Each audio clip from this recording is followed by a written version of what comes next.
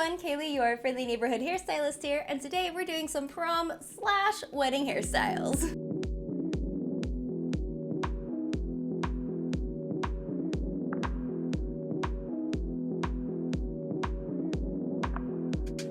Now, I almost didn't even film this video, but this was requested so much, I decided to go ahead and do it. And this is meant to be a whole bunch of very easy DIY-able hairstyles, whether you're attending a wedding, or you're a bridesmaid, or you're going to prom, or any other number of things that are coming up in the coming months. Because it can totally be high stakes to do your own hair for an event, I wanted to make sure these are really easy to follow and will look pretty, and I feel like I nailed it. I hope you guys agree, and I'm really excited to show you the hairstyles. So let's get into it. To start this hairstyle, we're gonna curl the hair. I'm gonna prep my hair with the Way Memory Mist. This is heat protecting, but also helps your hair to remember the style a lot better. And I do find that my curls last better with it. I did a whole review video if you wanna see that. Next, we're going to section the hair so that we can go pieces of hair at a time and get every single piece curled really well. My gosh, am I ready for prom in the early 2000s, late 90s? I think so. To curl the hair, what I'm going to do is grab my 1-inch Kristen S curling iron, and I'm going to start curling the hair away from my face.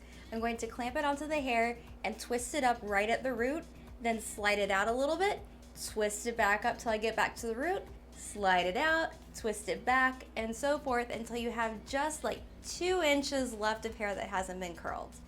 Then you're going to turn your iron to completely face your head and start pulling away. And as you do that, the hair is going to unravel from the curling iron and you're going to be left with just those ends clamped.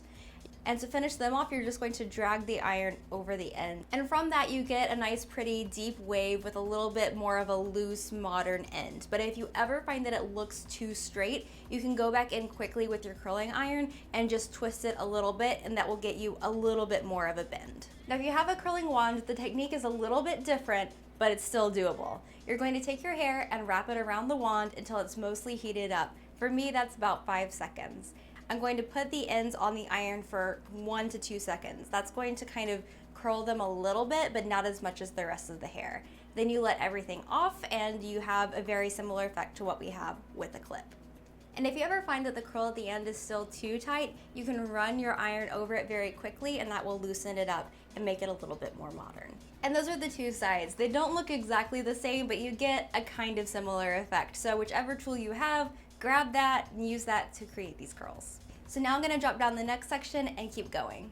Now, when I say to leave the ends straighter because it's more modern, I don't mean leave 4 inches of perfectly straight hair at the end of the curls. That's not the look we're going for. All I'm really trying to do is to keep us from going to full ringlet all the way down. The ringlet look is not as modern, it's not as cute, and so we want to avoid that. So the ways that I avoid that are mostly just to put less heat on the curls as I'm going through and make sure that they're not getting the same treatment as the top of my hair is. So those are 2 methods that you can use to keep from getting the ringlet effect all the way down your hair. Also, pro tip, leaving the ends looser makes your hair look longer. And next section.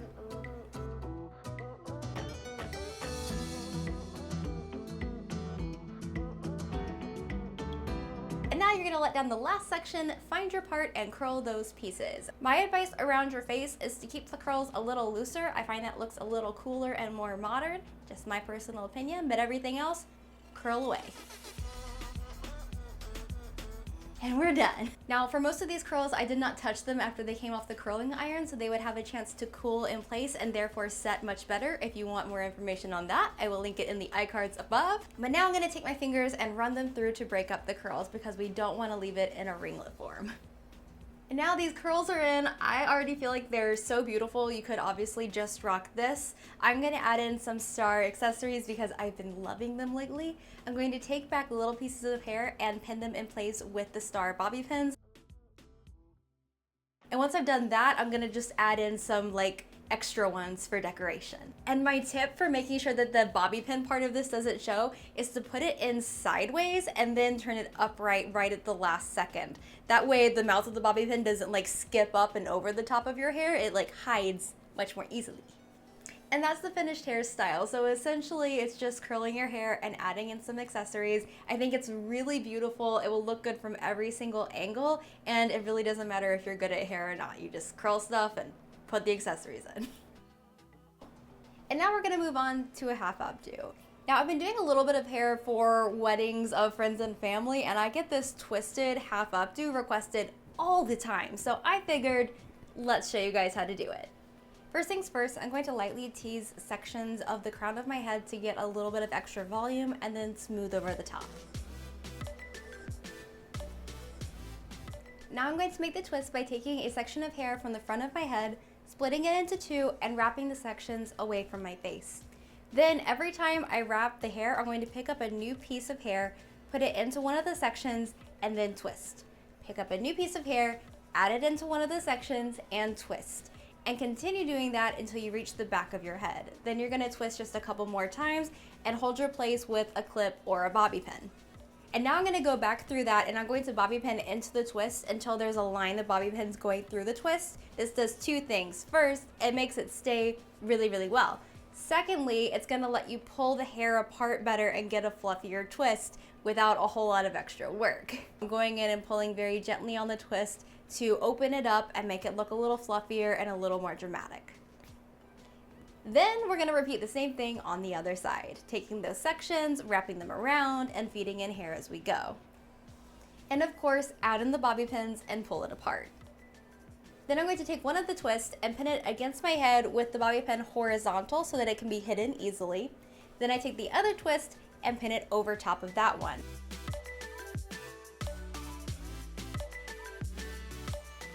And that's the hairstyle. So this one is really easy to do, and it can be really pretty at the same time. Plus, it works for a whole lot of different hair lengths. Now I think it's time to move on to a very pretty and easy updo. So to get started, you're going to separate your hair in half and clip the top half out of the way. For the bottom half of the hair, you actually just need a bend in your hair. So if you don't have waves yet, do a quick lazy curl, just enough to get a bend in your hair, and then put it in a ponytail. And then you can let the top down. And this is where you put your energy into curling your hair. You want lots of little pieces because we're gonna sweep it back, and when we sweep it back, they're gonna loosen up a little bit. So make it a little bit ringlety. It's the only time you're ever gonna hear me say that. And then you're going to sweep it back. You can have a part when you do that or not, totally up to you. And you're gonna keep it super duper loose and then secure it with an elastic on top of the elastic we already have. And then you can go in with your thumb and your index finger and loosen it up even more to get more texture and volume. This is actually a really pretty textured ponytail if you wanted to go that route, but let's finish out the updo. You're going to braid the remaining hair, and once you get to the end of it, grab a teeny tiny section at the bottom and slide the rest of your hair up. That's gonna make the braid super compact and bubbly. And then you're going to wrap that into a bun and pin it in place. From here, if you want, you can pull apart and texturize again, but I would say go slowly just in case. And once I did that, I added in some more star bobby pins because I love them. You could add in any kind of thing that you want, whatever goes with your dress, or just leave it plain, whatever you like. And that's the finished hairstyle. It's basically a braided bun with some pro tips thrown in to make it event appropriate, but it's still easy and still completely doable on your own, which is exactly what we're going for. Let's finish off with a seriously upgraded ponytail. Anybody can curl their hair and put it up into a ponytail, and it will look good. But if you wanna go from like DIY ponytail to Snatched, here's what you're gonna do. Oh, and also, there's a lot of tips, okay? Don't go, oh, this is too hard, and click out of the video. Just go, okay, I'm only gonna do 2 of them instead of all of them. You don't have to do all a million T tricks that I'm gonna show you, okay? Okay, let's start. First things first, do your ponytail in 2 steps. Y'all know this is a favorite tip of mine, but it will change your life. So I'm going to section my hair diagonally from my ears up to just about an inch or 2 in front of where I want the ponytail to sit. And I'm going to clip the top half out of the way. And now I'm gonna get a little fancy. I'm gonna add in this barefoot blonde pony up piece. This is basically a chunk of hair on a seamless base. So it's very, very thin, almost undetectable underneath your ponytail. This is about as thick as my ponytail is anyway. So it basically doubles the size of my ponytail, and it's 20-something inches long. So if your hair is shorter than that, it adds length. And I'm just gonna clip that in right on the part that I made when I sectioned the hair. And now we continue on with the tutorial. You're going to brush up the hair that is left down into your high ponytail, getting it as smooth as you can. I recommend first going in with a normal brush to get all the pieces that you can. Next, go in with a comb or a boar bristle brush to finesse everything and make sure that every piece of hair is going up and where it's supposed to be and you have no weird bumps. I like doing the ponytail in 2 steps like this because it helps to disperse the weight better, it helps make sure it's not sagging in the back, and it's a lot more manageable so you have a better chance of getting all the hair really sleeked into place. For my next trick, you've heard of baking your makeup. Have you heard of baking your hairspray? That sounds really scary, I promise it's not. Okay, what we're gonna do, get the ponytail out of the way. You're gonna take some firm hold hairspray and you're gonna spray all over the back using your hand to sweep up baby hairs to make sure they are where they're supposed to be. And then you grab your hair dryer and you heat up the hairspray. Essentially, this just activates it a little bit more, softens it, and then when you take the heat away, it cools into place and it's going to stay there. Like, do you think pop stars just don't have baby hairs? Girl, they do, but they've been baked into place. Do as they do. And now we're gonna let down the top and brush it back, comb it back, and secure it in place around the first ponytail. For the baby hairs on top, guess what we're gonna do? Yes, girl, we're gonna hit it with hairspray and then hit that hairspray with a hairdryer. From here, you can touch up your curls if you need to. For me, I'm liking the way they look, so I'm just gonna go ahead and wrap some hair around the base of my ponytail. I'm gonna take a section of hair and then I'm gonna use my hairspray trick again to set it in place.